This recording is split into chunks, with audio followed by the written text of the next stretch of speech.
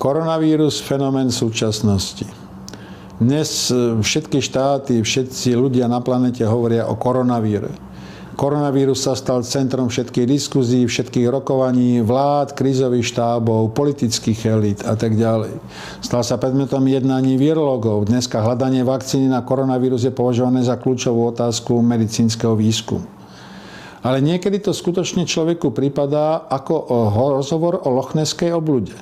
Všetci o nej hovoria, každý si ju predstavuje po svojom. Máme more výskumov, more štúdií, ale nevieme stále dať odpovede na kľúčové otázky. Ak prežijete ochorenie, máte imunitu? Ako dlho vydrží tá imunita? Ak vyzdraviete, zostanú latentné ložiská koronavíru vo vašom organizme? Ako dlho? Čo aktivuje potenciálne tieto latentné ložiská koronavíru? Vieme, že koronavírus spôsobuje kaverny vo vašom plúcnom tkanive. Za normálnych podmienok sa plúcne tkanivo obnoví. Tentokrát v prípade koronavíru sa neobnovuje. Máte skutočnosti, že sú napríklad štúdie, ktoré sa zaoberajú genetickou skladbou koronavíru a ktoré hovoria o prepojenosti vašej genetickej výbavy, imunitného systému a schopnosti zvládnuť koronavírus. Dnes všetci diskutujú o rúškach, karanténe, inteligentnej alebo inej, ale nikto nehovorí o tom, až konečne sa minulý týždeň objavili informácie, že vlastne kľúčovou otázkou na prekonanie koronavíru je posilnenie vášho imunitného systému. Pretože váš imunitný systém, vzhľadom na tisícky rokov existencie ľudského druhu, nepochybne zvládol všetky vírové hrozby, ktoré sa v doterajšej histórii objavili. A uvedome si, že koronavírus je len jeden z tisícov možných vírových rizík, ktoré sa objavujú v tisícoch rokov histórie druhu Homo sapiens. Ak sme ich všetky prekonali, znamená to, že aj v tomto prípade sme schopní prekonať tento koronavírus a zmysluplná otázka znie za cenu obetí a za cenu zmysluplných obetí. Musí ich byť veľa, málo, aby sme získali imunitu a podobne. Nezabudnime, že dokonca vďaka morovým pandémiám 40% európskej populácie má imunitu voči moru. Pravda, za cenu obrovských obetí, kedy zmizla až polovička obyvateľov Európy, ale máme imunitu. Podobnú imunitu majú iné územia a teritoria planety, napríklad voči cholere, voči týfu, voči iným druhom hemoratických horúčok a podobne. Mali by sme teda skúmať, aká je väzba medzi imunitným systémom a schopnosťou zvládnuť tieto rizikové fenomény. Okrem toho vieme, ako funguje vírový systém ochorení, ako sa pri jednotlivé častice a jednotlivé buňky koronavíru prilepia na naše buňky, akým spôsobom ovplyvňujú metabolizmus buniek, ako sa rozmnožujú, to už vieme. A nie je dôležité teraz, či ten koronavírus vznikol umele alebo unikol náhodou z wuhanských laboratórií a podobne, ale kľúčovou otázkou je, ak vieme, že len v poslednej dekáde ste mali Creutzfeldt-Jakobsovú chorobu, mali ste SARS, mali ste vírus Zika a dnes máte koronavírus, znamená to, že sme v latentnom ohrození vírovými pandémiami, ale čo robíme preto, aby sme posilnili náš imunitný systém? Dnes vieme, že náš imunitný systém je poškozovaný mnohými faktormi z prostredia. Dnes, keď vezmete štúdiu, napríklad čínska štúdia ako najvýznamnejší fenomén a najrozsiahlejšie o výskume príčin civilizačných chorôb, kardiovaskulárnych a onkologických, zistila, že kľúčových 80% príčin chorôb sú chemické zloženie našej potravy. Ak vieme, že chemické zloženie potravy ohrozuje náš imunitný systém, mali by sme teda začať zvažovať o charaktere agrárneho sektoru a vyrábaných potravín.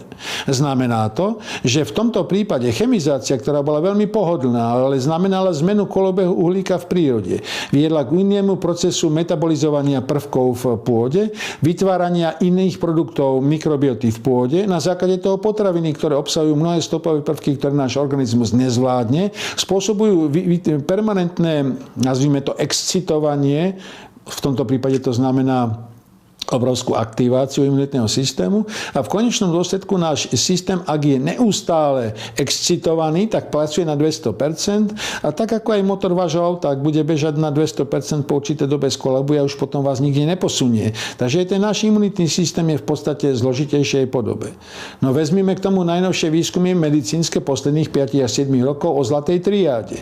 To znamená prepojení prvého mozgu, druhého mozgu, neurálneho systému, tráviaceho traktu a nášho imunitného systému. systému. Je to triáda, je vzájomne prepojená. Spôsobom, akým dostávame potraviny a látky do organizmu a zároveň ich informačne spracováva náš neurálny systém, určujú funkčnosť alebo nefunkčnosť imunitného systému. V takomto prípade, ak vás nakopnem a nakopnem dobre s imunitným systémom, tak tento vírus naozaj bude mať charakter ľahšej chrípky, ktorú, ako je známe od našich predkov, chrípka trvala 7 dní a vyliečili ste ju horkým čajom, slivovicou a vyležaním v posteli. Nemuseli ste mať plúcnu ventiláciu.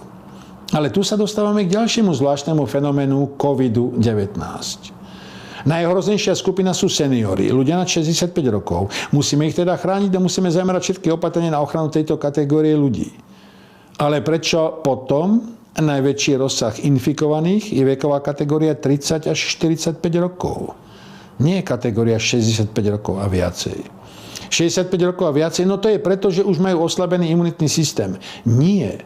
Oni ho majú dokonca funkčnejšie ako mladá generácia, ktorá je postihovaná mnohými ďalšími dôsledkami chemizácie prostredia a ďalších druhov smogu, ktoré sa v prostredí vyskytujú, ako elektromagnetický, svetelný, zvukový, chemický a tak ďalej.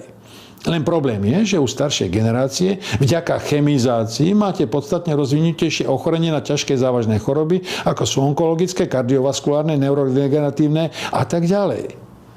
A už vôbec nechcete sledovať skutočnosť, že drvivá väčšina prípadov smrti, 99%, sú ľudia, ktorí mali pridružené ťažké choroby. Od astmy a žltačky až po rakovinu. Znamená to teda, a ďalšia konečne priznaná fáza, vystúpenie európskych virológov, najväčším faktorom hrozby je obezita, nadváha, stres. Nie vek. Vek nie je rozhodujúci. V tomto prípade, ak poznám tieto skutočnosti, mal by som začať uvažovať nielen o riešení vakcíny, ale o riešení toho, aby som predchádzal oslabeniu imunitného systému väčšiny populácie. Potom sa asi nedivíte, že nemecká koncepcia budúceho vývoja nemeckej spoločnosti je založená na 5 bodoch. Návrat agrárneho sektoru k nechemickému produkovaniu potravín. Výroba kvalitných potravín. Preventívne zdravotníctvo, inteligentné vzdelávanie a ekologická energetika. Prečo o tomto nesmierne zaujímavom koncepte nemeckého smerovania k budúcej spoločnosti nehovoríme všetci ostatní? Pretože tie kvalitné potraviny znamenajú, že väčšina chorôb vás neohrozí. Potom zostáva pre zdravotníctvo prevenčná úloha a prevencia znamená tú krásnu rovnicu. 10 eur prevenčných výdavkov znamená ušetrenie 1000 eur klinických výdavkov. Naraz zistíte, že máte odpoveď na otázku, či peňazí na zdravotníctvo je dosť alebo málo. Ale to potom znamená, že dnešná spoločnosť, založená na informáciách, nesmierne dynamicky sa meniaca a prebiehajúca v obrovskej fáze 4. technologického skoku, potrebuje vzdelanie. Ale nie sekvenčné, ale interdisciplinárne, chápajúce podstatu vecí a architektúru súvislosti. V tom prípade to vzdelávanie je celoživotné, týka sa každého člena spoločnosti a jedným z podstatných fenoménov vzdelávania je poznanie, čím sme. Ako funguje náš organizmus? Alebo si naozaj myslíte, že odrazom logiky to, že sa cez Vianoce prežeriete, potom idete do fitka, aby ste minuli kalórie, ktoré ste tam získali a pritom oslabíte svoj imunitný systém zložením potravy? Ale my sme predsa homo sapiens, nie homo debilicus. Takže mali by sme jednať múdro a uvážlivo. A práve preto ten nemecký systém by bol hodný nasledovania. Tých 5 bodov v čítaní ekologickej energetiky znamená, že nachádzame princíp dynamickej homeostázy vo vnútri spoločnosti, v jednotlivcovi a vo vzťahu spoločnosti a prírody. Potom naraz nemáte diskusie o emisiách alebo o jadrovej energetike. Ale chápete, že musíte nájsť novú dynamickú rovnováhu medzi ľudskou spoločnosťou a prírodou. Nezabudnite na známu sentenciu. Planéta bez človeka prežije. Človek bez planéty nie. A z tohoto hľadiska sa dostávame zaujímavým oblúkom znova ku covidu. Covid. Je to veľmi zaujímavý fenomén. Posledné roky, keď sa ukázala skutočnosť, že 4. priemyselná revolúcia povedie k obrovskému uvoľneniu času pre väčšinu populácie. Skutočnosť, že vďaka technickým a iným podmienkam môžete pracovať 4 dní v týždni, 3 dní v týždni, po 6 hodín, môžete pracovať z domu a podobne. Bude znamenať, že populácii venujem obrovské množstvo času. Môžem posunúť dôchodkový vek na 70 rokov, čo dnešným ľuďom môže pripadať hrozné, ale predstavte si, že vďaka medicíne väčšina populácie dožije 100 rokov. Ale nedožije vo vegetatívnom stave v nemocnici na prístrojoch, ale dožije vo fyzicky normálnom stave. 100 rokov. 30 rokov voľného času, voľného života. Viedli sa veľké diskusie, čo spraví človek s týmto voľným časom. Malé prieskumy nevedeli schopné dať odpoveď. Ale dnes máte fantastickú odpoveď. Ľudia sú doma mesiac, 2, 3. Sú povinne doma. Majú more voľného času. Niekto prerába byt, niekto je zavretý na chalupe, niekto sa naraz viac venuje rodine, niekto sleduje dementné seriály a všetko možné v našich médiách. A kto z toho bude mať najväčší profit? Nezabudnite, tí poskytovatelia informačných služieb cez net, Facebook, Amazon a ďalší. To znamená, dnes majú obrovskú sociologickú vzorku, ktorú keď vyhodnotíte všetko, čo dávajú ľudia na sociálne siete, čomu sa venujú, čo robia vo voľnom čase, jak znášajú kritickú situáciu, je nesmierny poligón informácií o tom, ako bude reagovať spoločnosť na krízové situácie, čo je pre ňu kľúčové, čo bude chcieť ďalší hru o tróny, ďalší seriál Netflixu. A kto to bude dodávať? To je skutočný obraz ceny informácií o budúcej spoločnosti. Takže sa nedívte, že v Spojených štátoch rozvíjajú koncepciu informačnej humánnej spoločnosti. Prínos jednotlivca pre spoločnosť je daný informáciami, ktoré tú spoločnosť posunuli. Ak je to ochlasta, tak tie informačné prínosy sú nulové. To znamená, jeho aj dôchodok bude pozostávať naozaj len z toho spotrebného alkoholu, ktorým zabezpečil fungovanie štátneho rozpočtu. Ale keď je to mysliteľ, skúmajúci podstatu vecí a informácie, ktoré dal spoločnosti, posunú poznanie tej spoločnosti, tak si zaslúži odmenu za tie informácie. Nie ako skutočnosť, že dnes žije Facebook z toho, že dostáva informácie zdarma, ktoré mu radi poskytneme. A nič za ne neplatí. Ale ich vyhodnotením získa miliardy a bilióny dolárov. Je to teda zrkadlo. Skúsme sa pozrieť na pandémiu covidu, na to, že sme urobili karanténu, ako zrkadlo dnešnej spoločnosti z hľadiska zmysluplnosti, nezmysluplnosti, hlúposti a všetkého ostatného. Prečo o tom hovorím? Všetci máte predstavu, že táto spoločnosť je logická. Prečo máme počítače, máme superpočítače, máme umelú inteligenciu, máme roboty, máme chatboty, koboty, máme genetické inžinierstvo. Prečo potom hlavný prínos umelej inteligencie je považované to, že obmedzí a zruší zbytočne vyrábanú produkciu? Uvedomujete si, akú veľkú časť vyrábanej produkcie nikdy nespotrebujete, aká skončí v recyklácii a odpade? Že 50% textilných výrobkov sa nikdy nepredá? Že 20% aut sa nikdy nepredá? Že svet okolo vás je plný výrobkov, ktoré vy ste nechceli.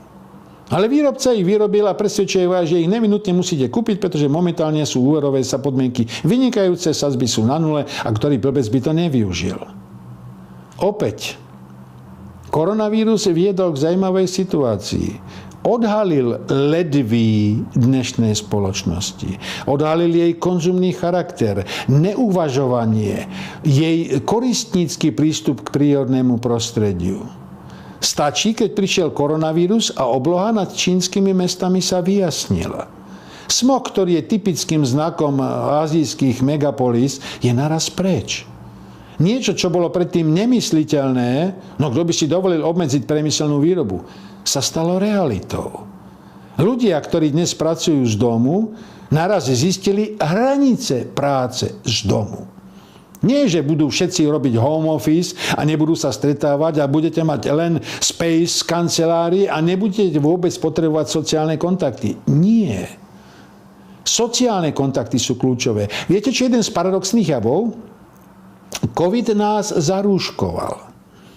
Váš organizmus vníma všetky neverbálne signály, ktoré vysielate. Dnes sa tie signály zúžili na výraz očí. Ale oči, tvrdili filozofi, sú bránou do ľudskej duše.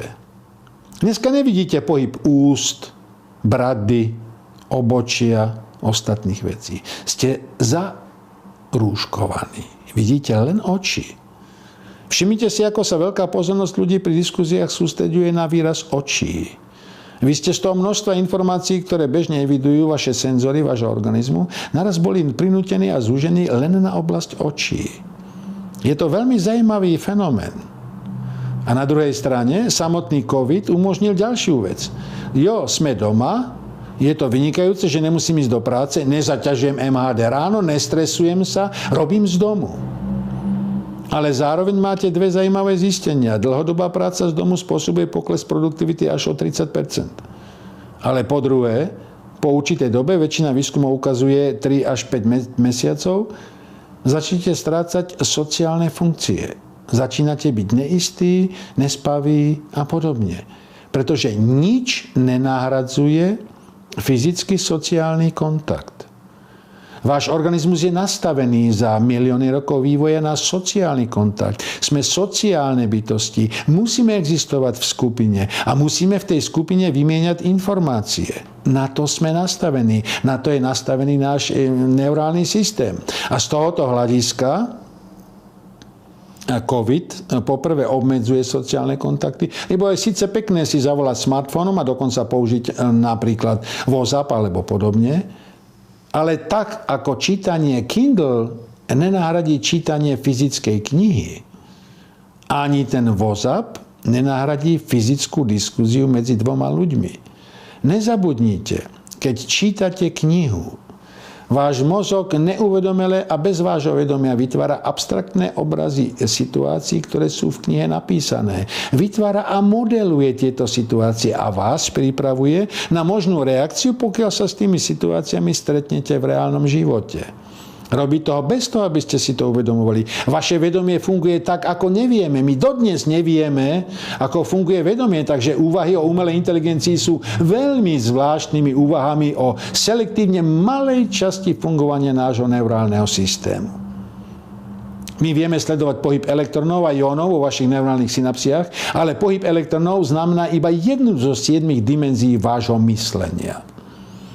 A tie výskumy v Kanade, v Montreali i v Bostone jasne ukázali nesmiernú zložitosť nášho neurálneho systému. Nesmiernú zložitosť práce s informáciami u nás v organizme. Takže jedna vec sú biochemické procesy, kde práve ten vírus korona sa nám prísaje na buňku, spôsobí tými háčikmi upnutie, zmení jej metabolizmus, stane sa táto buňka zdrojom pre jeho ďalšie rozmnožovanie, ktoré sa zase krvným mečišťom dostane do celého tela a podobne. Nesmierne zaujímavý biologický a chemický popis procesu.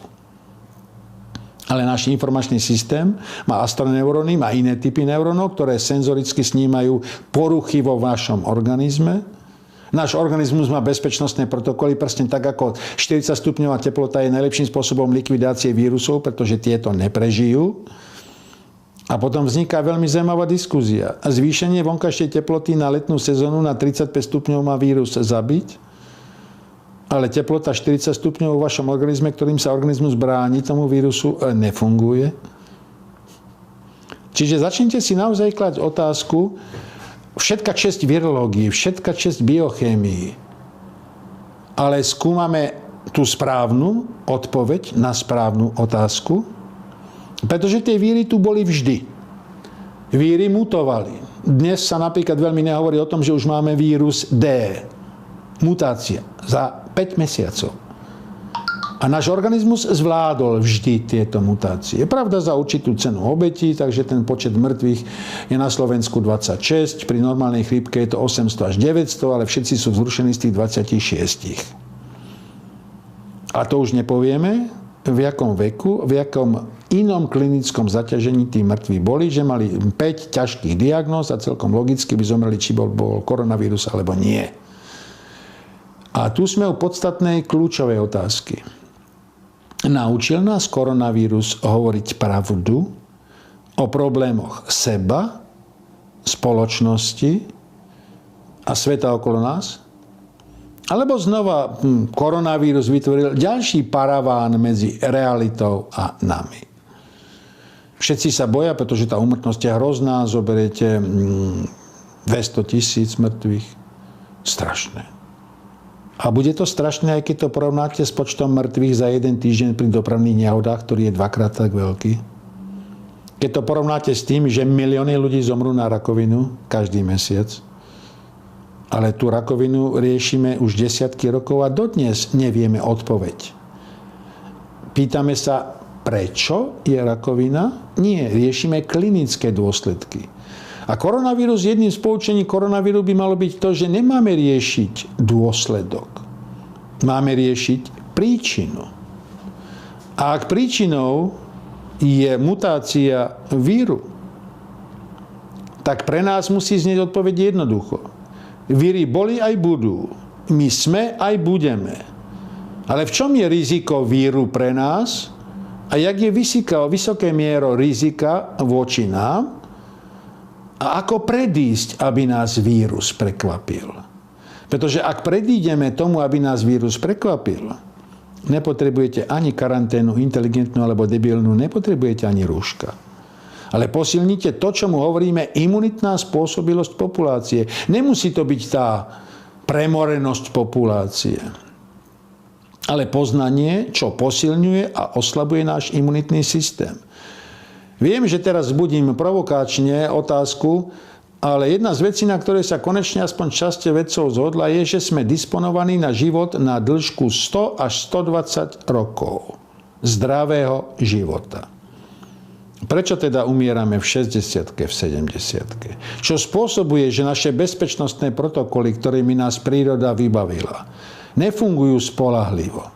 Že máte exponenciálny nárast onkologických a neurodegeneratívnych ochorení? Že pred 50 rokmi alergie boli vzácnosťou, dneska sa týkajú 80% populácie? Že dnes už antibiotika nezaberajú, pretože premiéra užívania antibiotík viedla k rezistencii baktérií. A prečo tieto skutočnosti nepovažujeme za zásadnú výzvu v skúmaní vírových ochorení? Alebo radšej budeme testovať vírové ochorenia, pretože môžu byť perfektnou biologickou zbraňou? A preto americký Fort Detrick a ruský Obolensk a čínsky Wuhan budú stále pracovať na plné obrátky? Pretože keď to tak zoberiem ekonomicko-pragmaticky, to vírové ochorenie je veľmi lacná, účinná, efektívna zbraň, koniec koncov nepoškodí materiálne hodnoty, eliminuje len ten nepodstatný prvok ľudí a koniec koncov môžete ho rozprašiť aj praškovacím lietadlom. A pri intenzite leteckej dopravy a pohybe ľudí na planete za 72 hodín máte zasiahnutú celú planetu. Takže teraz stále vzniká otázka. Ak vieme, že víry mutujú a budú tu ďalej, ak vieme, že nevieme, aké budú víry budúcnosti, keď nevieme, aká bude ďalšia mutačná fáza koronavíru, tak vám zostáva ako povinná hlavná kľúčová oblasť posilniť váš imunitný systém. A ak mám posilniť váš imunitný systém, musím zamerať výskum na to, aby som vedel, čo ho poškodzuje, čo ho ohrozuje a čo ho podporuje.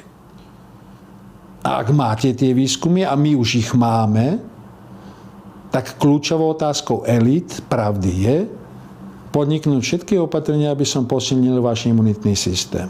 Samozrejme, vždy bude kategória ľudí, ktorí sú vysoko ohrození a bohužiaľ sú to ľudia, ktorí sú ohrození i tým obrovským nárastom obezity a nadváhy, i tým obrovským nárastom smogu elektromagnetického, chemického, zvukového, svetelného a tak ďalej. A tí budú bohužiaľ vždy zraniteľnou skupinou pri akejkoľvek vírovej pandémii. A je jedno, či sú mladí alebo starí. A potom bude druhá, drvivá väčšina populácie, ktorej, keď umožním posilniť imunitný systém, tak v tom prípade naozaj i tí budúce pandémie budú len podobou trošku horšej chrípky. Samozrejme, toto poučenie môže byť a nemusí byť. Môžeme naďalej pokračovať v sústredení pozornosti na vývoj vakcíny, ale rád by som pripomenul osud Tamiflu u SARSu, ktorý sa nakoniec nepoužil. 36 miliard, za ktoré nakúpili vlády zásoby Tamiflu, vyšli na vnívoč a po uplynutí respiračnej doby sa zásoby Tamiflu zlikvidovali. A ak vieme, že sa vírus mení a mutuje rýchlejšie, ako my vyvíjame vakcíny, čož vám potvrdia súkromne virológovia, tak potom si kladem otázku, či skutočne sústreďovanie pozornosti, peňazí a výskumných kapacít len na vývoj vakcíny je to hlavné. Až vás napadne konšpiračná teória, a prečo potom niektorí miliardári chcú, aby sa zavakcinovala celá populácia na planéte? Je to konšpiračná teória? Čo je to vlastne zač? Pretože vy, bohužiaľ, sa síce naočkujete v novembri voči chrípkovej pandémii, ale my vtedy ešte nevieme, aká modifikácia chrípkového víru príde. Ale ináč, hľadiska biznisu, u farmafíriem je to skvelý biznis. Dokonca je to pravidelne sa opakujúci biznis. Je to jeden z bezpečných biznisov, niečo podobné ako príjem štátneho rozpočtu z dane z alkoholu a tabaku. Je to posledná obranná línia štátnych financií. A z tohoto hľadiska skutočne by nás kríza koronavíru mala vrátiť aj k úvahám o pravdivom informovaní. O korektnom pohľade na príčiny, dôsledky a význam takýchto pandémií. Ale môj osobný, určite nesmierne kritizovaný názor bude, že pandémia koronavíru nastavila zrkadlo dnešnej spoločnosti. Z hľadiska jej bezpečnosti, flexibility, reziliencie, schopnosti odolať budúcim nástrahám, ale aj schopnosti elít zvládnuť tú krízu a dosiahnuť to, čomu sa hovorí hlavný znak civilizovanej spoločnosti. Nie múdre jednanie, ale minimalizácia zbytočných strát vo väzbe na krízové udalosti postihujúce každú spoločnosť. A ak budeme minimalizovať zbytočné straty, vtedy dokážeme oprávnenosť názvu Homo sapiens, alebo dokážeme oprávnenosť iného názvu, ktoré ja používam ako Homo debilicus. Ale v tom prípade sme na voľbe.